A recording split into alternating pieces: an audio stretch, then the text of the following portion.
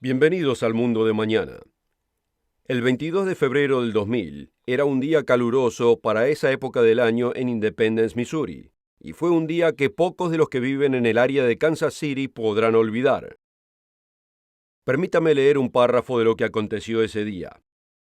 Christy Robel de Blue Springs había parado a comprar un sándwich el martes por la tarde en Independence, dejando a su pequeño de 6 años, Jackie Robel, en su Chevrolet Blazer. Mientras ella no estaba, un hombre se metió en el vehículo. Aparentemente, él intentó empujar al niño afuera, pero Jackie quedó enredado en el cinturón de seguridad afuera del vehículo. El niño fue arrastrado hasta su muerte durante una persecución de 8 kilómetros que alcanzó velocidades de 130 kilómetros por hora. Los testigos dicen que otros motoristas acorralaron al vehículo y forzaron al hombre en el suelo, atándole las piernas y esperando que llegue la policía. Cuando suceden cosas así, siempre están los que se preguntan, ¿por qué un Dios amoroso permitiría que sucedan tan horribles tragedias? Mucha gente quiere saber, si Dios existe, ¿por qué hay tanto dolor y sufrimiento en el mundo? ¿Por qué permite que los niños sean raptados, abusados o asesinados? Si Dios es amor, ¿por qué permite las guerras y el sufrimiento? ¿Por qué las enfermedades y las deformidades? ¿Tiene Dios una mente cruel? ¿Disfruta viéndonos sufrir? Estas son preguntas comunes. Muchos quieren saber la respuesta, como seguramente usted también, así que no debe perderse este programa. Acompáñenos, ya regresamos con las respuestas.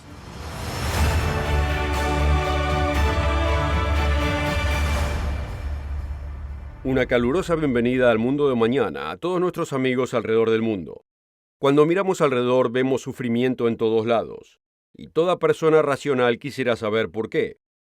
Si Dios existe, ¿por qué permitiría tanto sufrimiento? Especialmente el de niños inocentes que son raptados, abusados y hasta asesinados. ¿Por qué permitiría que Jackie Robel sea arrastrado hasta su muerte? ¿No tiene sentimientos Dios? ¿O se ha ido tan lejos que ya no puede ver lo que está sucediendo aquí abajo? ¿Solo ve la tierra a la distancia? Como dice la letra de la famosa canción, a la distancia, todos tienen suficiente, y nadie está en necesidad. No hay pistolas, ni bombas, ni enfermedades. No hay bocas hambrientas que alimentar.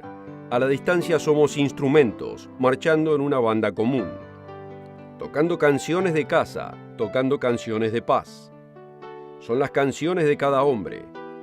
Dios nos observa, Dios nos observa, Dios nos observa, a la distancia. A la distancia hay armonía, y se hace eco por la tierra. Es esperanza de esperanzas, es amor de amores. Es el corazón de cada hombre. En el programa de hoy voy a explicar por qué vemos tanto sufrimiento alrededor nuestro, y por qué el Dios de amor lo permite, ya que hay causas definidas y propósitos para el sufrimiento. Nos es dicho que el creador de todas las cosas, el Dios descrito en la Biblia, es verdaderamente un Dios de amor. Podemos leerlo en 1 de Juan capítulo 4, versículo 8. El que no ama no conoce a Dios, porque Dios es amor. ¿Cómo puede un Dios de amor permitir que los niños sean raptados, las mujeres abusadas y enfermedades mortales afecten a la gente en la tierra? Primero debemos darnos cuenta que estamos echando la culpa del sufrimiento en la dirección errónea. Consideremos lo siguiente. A un joven le es dicho por sus padres que no fume, porque le puede causar cáncer de pulmón, cáncer oral, problemas de corazón, enfisema y un montón de cosas más. Sus padres lo aman y no quieren que se haga daño. Pero así como tantos otros, prefiere escuchar a sus amigos y hacer caso de su propio juicio y comenzar a fumar. 30 años más tarde le agarra cáncer de pulmón y termina con una dolorosa muerte. ¿De quién es la culpa? ¿De sus padres? ¿O es su propia culpa? No podemos hacer un juicio racional de que la culpa es suya. Le fue advertido, sus padres hicieron todo lo razonablemente posible de advertirle que no se agarrara ese peligroso vicio. Pero él pensó que él era más sabio. Proverbio capítulo 14, versículo 12 nos previene de que no hagamos lo que aparentemente está bien en nuestros propios ojos, y nos da las consecuencias si es que lo hacemos. Hay camino que al hombre le parece derecho, pero su fin es camino de muerte. Aunque le había sido advertido, el placer inmediato de ser parte de un grupito le pareció más importante de lo que podía llegar a pasarle décadas más tarde. Y aparte, ninguno de sus amigos parecía ser afectado adversamente por estar fumando. Como nos dice en Eclesiastés capítulo 8, versículo 11, porque no se ejecuta enseguida la sentencia sobre la mala obra, el corazón de los hijos de los hombres está en ellos lleno para hacer el mal.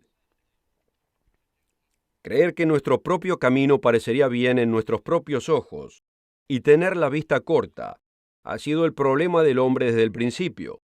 Dios usó a un hombre llamado Moisés para sacar a los israelitas de la esclavitud de Egipto. Y luego al final de 40 años, después de pasadas muchas pruebas, en la mayoría de las cuales los hijos de Israel fallaron, Moisés fue inspirado a escribir estas palabras. Al cielo y a la tierra llamo hoy como testigos contra ustedes, de que he puesto ante ustedes la vida y la muerte, la bendición y la maldición. Escoge pues la vida, para que vivas, tú y tu descendencia. Lo encontramos en Deuteronomio 30, versículo 19. No había ninguna ambigüedad en la elección. Vida y bendiciones por un lado, muerte y maldiciones por el otro. Pero así como pasó con el muchacho rebelde, nosotros pensamos que somos más sabios. Pensamos que Dios nos quiere privar de algo bueno, solo porque tenga algún beneficio temporal. Para el muchacho, la vanidad de ser aceptado y de verse bien ante los ojos de sus amigos, le pareció valer la pena de arriesgar algo que puede que suceda o no, dentro de mucho tiempo en el futuro. Es lo mismo con nosotros como adultos. Muchos ven las leyes de Dios como negativas, como que impiden nuestra felicidad y bienestar. Pero esa clase de idea está mal enfocada. Aunque es verdad que las leyes del hombre sean a veces erradas, las de Dios no lo son. Es solo a través de las leyes de Dios en que podemos conocer los valores verdaderos. Sus leyes definen el bien y el mal. Y como dice el apóstol Pablo en Romanos capítulo 3, versículo 20, por las obras de la ley ninguna carne será justificada delante de él, pues por la ley viene el conocimiento del pecado. Él expande este conocimiento un poco más en el capítulo 7, versículo 7. ¿Qué diremos entonces? ¿Es pecado la ley? De ningún modo. Al contrario, yo no hubiese llegado a conocer el pecado si no hubiese sido por medio de la ley, porque yo no hubiese sabido lo que es la codicia si la ley no hubiese dicho no codiciarás. La ley es la que nos define el pecado, pero todavía debemos decidir si obedecerla o no. Y seamos honestos, hay momentos en que el pecado se ve atractivo. El sexo antes o fuera del matrimonio puede verse muy tentador si uno es corto de vista. No hay dudas de la emoción temporal que acompaña la satisfacción física y psicológica. Pero así como con el muchacho fumador, nos va a llegar la hora de la verdad. Tales decisiones tienen un alto precio, y ese precio puede ser muy doloroso. Los proverbios de la Biblia nos advierten que tales acciones son de visión corta, insensatas y traen dolorosas consecuencias. Proverbios capítulo 5, versículo 3 nos dice lo siguiente: porque los labios de la extraña destilan miel, y su lengua es más suave que el aceite. Pero al final es amarga como el ajenjo, aguda como espada de dos filos. Sus pies descienden a la muerte, sus pasos conducen al sepulcro. Uno de los grandes servidores de Dios fue Moisés, y él entendía la naturaleza temporal del pecado. Moisés se crió en la familia de Faraón en Egipto. Él tenía todos los lujos conocidos por los que vivían, con los reyes de una de las naciones más grandes de ese entonces. Solo podemos imaginarnos lo que tenía y lo que abandonó. Moisés vivía en el confort de un palacio con sirvientes que le servían. Las comodidades más modernas de esos días, no disponibles para cualquiera, le eran disponibles a él. Tenía los mejores manjares, los mejores vinos, la mejor música en vivo presentada por los mejores artistas. Pero también había considerables tentaciones de pecado, juntamente con ese estilo de vida. Él entendía lo que muy pocos entienden respecto a la naturaleza temporal del pecado. y él hizo una decisión que muy pocos de nosotros tendríamos la valentía de hacer. En Hebreos capítulo 11, comenzando en el versículo 24, dice: Por fe Moisés, hecho ya grande, rehusó ser llamado hijo de la hija de Faraón, escogiendo antes ser afligido con el pueblo de Dios que gozar de los placeres temporales del pecado. En 1 de Juan 3, versículo 4 nos dice que el pecado es la transgresión de la ley. Y el enunciado del nuevo comentario de la Biblia revisado dice lo siguiente acerca del pecado con relación a 1 de Juan 3, versículo 4. La esencia del pecado, entonces, es el desprecio de la ley de Dios, es la aseveración de uno mismo, en oposición de la revelación de Dios del camino para el hombre. El pecado es en realidad rebelarse contra nuestro Creador, aquel que nos dio la vida y que solo quiere el bien para nosotros, así como cualquier padre amoroso quiere ver a sus hijos felices y prósperos. Dios, a través de sus leyes, nos informa que hay ciertas cosas en esta vida que, aunque nos parezcan bien a nosotros en el momento, siempre nos van a conducir al mal al final. Y sí, quiere que nos divertamos, pero quiere que siga siendo divertido al otro día y en el futuro. Mire alrededor suyo y vea qué tan corta de vista puede ser la gente. Algunos piensan que emborracharse es divertido, pero ¿qué pasa el próximo día? Sufren algo llamado resaca. Nunca he experimentado algo así, pero infligirse una tremenda migraña, junto con las demás consecuencias que vienen por haber tomado demasiado la noche anterior, no me llama mucho la atención. Si algo es verdaderamente bueno, debería seguirlo siendo el próximo día. La mayoría de nuestros problemas pueden ser definidos como falta de respeto a nuestro Creador, al que siempre queremos culpar por las cosas terribles que nos suceden. El Proverbio 1, versículo 7 nos explica por dónde deberíamos comenzar. El principio de la sabiduría es el temor del Eterno. Los insensatos desprecian la sabiduría y la enseñanza. La Biblia nos revela al menos 5 propósitos para el sufrimiento. El propósito número 1 del sufrimiento es que existen consecuencias naturales por pecar. La mayoría de las veces el sufrimiento que experimentamos es el resultado de algo que nosotros hicimos. Las acciones tienen consecuencias, ya sean buenas o malas. Y Dios nos dice en Proverbios 26, versículo 2, que existe un principio conocido como causa y efecto. Como el gorrión en su vagar y como la golondrina en su vuelo, así la maldición nunca vendrá sin causa. Las guerras causan incontables sufrimientos, y el libro de Santiago explica la causa de las guerras, algo que la humanidad no pareciera entender. Santiago 4, comenzando en el versículo 1. ¿De dónde vienen las guerras y los conflictos entre ustedes? ¿No vienen de las pasiones que combaten en sus miembros? Codician y no tienen, matan y arden de envidia, y no pueden alcanzar, combaten y hacen guerra. No tienen porque no piden, piden y no reciben, porque piden con malos propósitos para gastarlo en sus placeres. Cuando dejamos caer un huevo en una superficie dura, se rompe. Esto lo podemos entender. Entonces, ¿por qué es tan difícil de entender que existen leyes vivas que gobiernan nuestras acciones y que existen consecuencias por esas acciones? A veces consecuencias muy dolorosas. El segundo propósito del sufrimiento es para demostrar el amor de Dios. Esto puede sonar como una contradicción. ¿Cómo puede un Dios de amor causar el sufrimiento? A veces las consecuencias del pecado son más imperceptibles y llevan más tiempo para ser vistas. Pero como un padre amoroso, Dios ocasionalmente castiga a un individuo para despertarlo. Esta relación de padre e hijo es descrita en Hebreos capítulo 12, comenzando en el versículo 5. Además, han olvidado la exhortación que como a hijos se les dirige. Hijo mío, no tengas en poco la disciplina del Señor, ni te desanimes al ser reprendido por Él. Porque el Señor al que ama, disciplina, y azota a todo el que recibe por hijo. Un ejemplo dramático de esto es encontrado en el enunciado del rey David, quien cometió adulterio con Betsabé, y luego hizo arreglos para que su esposo fuese muerto, para cubrir su transgresión cuando descubrió que ella estaba embarazada. Por un tiempo él pensó que se había salido con la suya, pero el profeta Natán lo enfrentó de tal modo que lo hirió en el corazón, y aunque se arrepintió profundamente de su pecado, Dios pronunció 3 castigos contra David. La espada jamás se apartaría de su casa. Tendría conflictos familiares muy serios. Y porque lo había hecho en secreto, su castigo sería ante la vista de todos. El hijo que había sido concebido en ese pecado moriría. Usted puede leerlo por su cuenta en 2 de Samuel capítulo 12.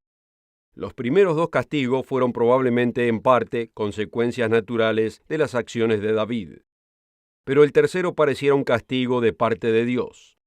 David hizo oración y ayuno durante 7 días intentando persuadir a Dios, pero no lo hizo.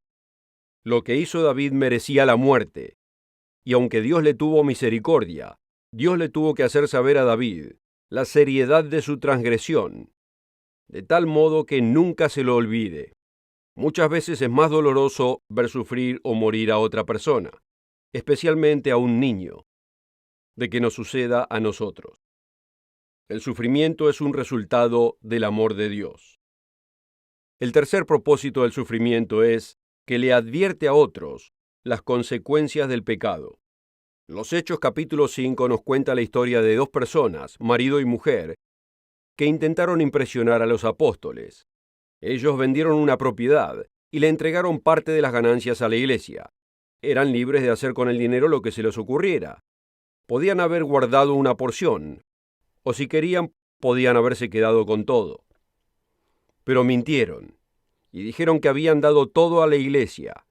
Dios intervino y los hizo caer muertos por este intento de engaño. ¿Cómo reaccionó la iglesia a este dramático evento? Leámoslo en los Hechos capítulo 5, versículo 11. Y vino gran temor sobre toda la iglesia y sobre todos los que oyeron estas cosas. También podemos ver este principio en la vida cotidiana. Cuando son prendidos los criminales, los castigamos, no solo porque sus acciones requieren el castigo, sino para esparcir el mensaje a toda la sociedad de que ciertas acciones no son aceptables. Así que el sufrimiento también es una advertencia a los demás. El cuarto propósito del sufrimiento enfoca nuestra atención en aquello que es realmente importante. En 2 de Reyes 20 leemos que el rey Ezequías estaba afectado con una llaga de muerte que podía haberle quitado la vida. En realidad Dios le advirtió que ponga su casa en orden, porque él iba a morir. Ahora, nada nos llama más la atención que escuchar que nos estamos por morir. Ezequías reaccionó como muchos de nosotros lo haríamos. Él lloró ante Dios con todo su corazón, con lágrimas y lamentos, y Dios le concedió una prórroga. Le entregó 15 años más de vida. Seamos honestos con nosotros mismos. A todos nos gusta que las cosas nos vayan bien. Preferimos ir a una fiesta que a un funeral. Pero Eclesiastés 7, versículo 3 contiene una joya de verdad que nos resulta difícil de aceptar. Mejor es el pesar que la risa, porque con la tristeza del rostro se enmendará el corazón. Si nunca sufriéramos y la vida en esta carne duraría para siempre, ¿nos detendríamos a considerar los verdaderos valores de la vida? ¿O viviríamos vidas tristes y egoístas eternamente? Lamentablemente es a través del dolor y el sufrimiento como aprendemos muchas lecciones. El Salmo 90, versículos 10 y 12 nos dice lo siguiente: Los días de nuestra edad son 70 años, y en los más robustos son 80 años. Con todo, su fuerza es molestia y trabajo, porque es cortado presto. Enséñanos de tal modo a contar nuestros días que traigamos al corazón sabiduría. El cuarto propósito del sufrimiento es que enfoca nuestra atención en lo que es verdaderamente importante. El quinto propósito del sufrimiento es que nos ayuda a tener compasión por los demás. Somos instruidos en Romanos capítulo 12, versículo 15. Gócense con los que se gozan y lloren con los que lloran. Así es, en esta vida, como ya hemos visto, hay razones para llorar. Pero si no hubiese sufrimiento en nuestras vidas, ¿cómo podríamos entender a otros que están pasando por serias pruebas?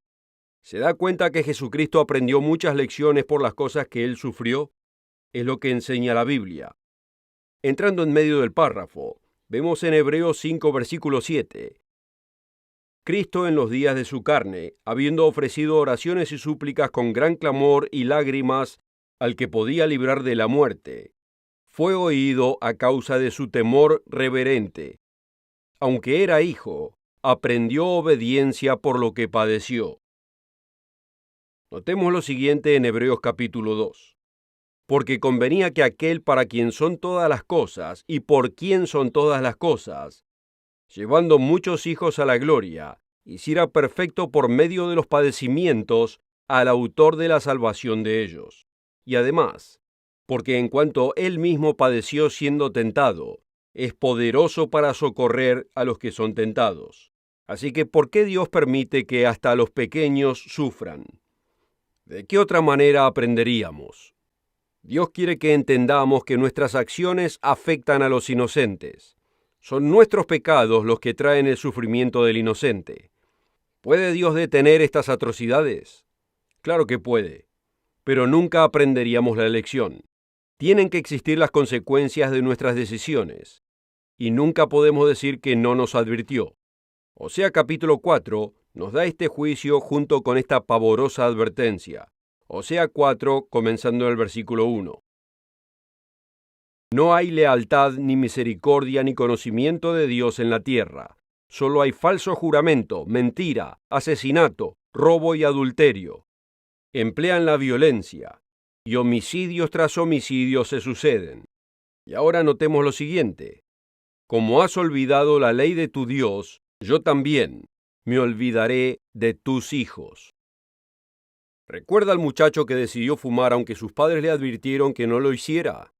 Nosotros también somos advertidos, pero Dios nos hizo con libre albedrío capaces de hacer decisiones morales, y no nos gustaría que fuera de otra manera. ¿Puede imaginarse la protesta que habría si Dios nos quita el poder de hacer todo lo que quisiéramos hacer? Considere cómo se enfada un joven cuando le es dicho que no. Entonces, ¿de quién es la culpa cuando las cosas salen mal?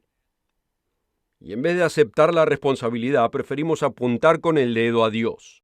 Dios nos aconseja que no pensemos que es extraño cuando sufrimos distintas aflicciones. El sufrimiento es una gran herramienta de aprendizaje y puede ayudarnos a acercarnos a Dios, en lo cual ustedes se regocijan grandemente, aunque ahora por un poco de tiempo, si es necesario, han sido afligidos con diversas pruebas, para que la prueba de vuestra fe, mucho más preciosa que el oro que perece, aunque sea probado con fuego, sea hallada en alabanza, gloria y honra en la manifestación de Jesucristo, a quien amáis sin haberle visto. Dios tiene un plan que la mayoría no comprenden, pero tiene un final feliz. Dios nos está dando la oportunidad de establecer un carácter, de aprender sus caminos perfectos. Quiere que seamos partes de su familia y poder vivir en armonía con Él y entre todos por toda la eternidad. Y va a llegar el momento cuando el sufrimiento habrá servido su propósito y llegará a su fin. En Apocalipsis capítulo 21, versículo 4, nos es dada esta visión acerca del futuro. Y enjuagará Dios toda lágrima de los ojos de ellos, y ya no habrá muerte, ni habrá más llanto, ni clamor, ni dolor, porque las primeras cosas ya pasaron. Dos elementos críticos que hemos cubierto al explicar por qué Dios permite el sufrimiento son el pecado y el amor. ¿Sabía que la Biblia utiliza la ley para enseñarnos estos dos tópicos esenciales? Los 10 mandamientos nos enseñan el pecado al definirlo, mostrándonos que acciones, palabras y hasta pensamientos constituyen el pecado y que deben ser evitados. Y al hacerlo, también nos enseña cómo vivir en armonía con Dios y con nuestro prójimo. Hasta entonces, queridos amigos.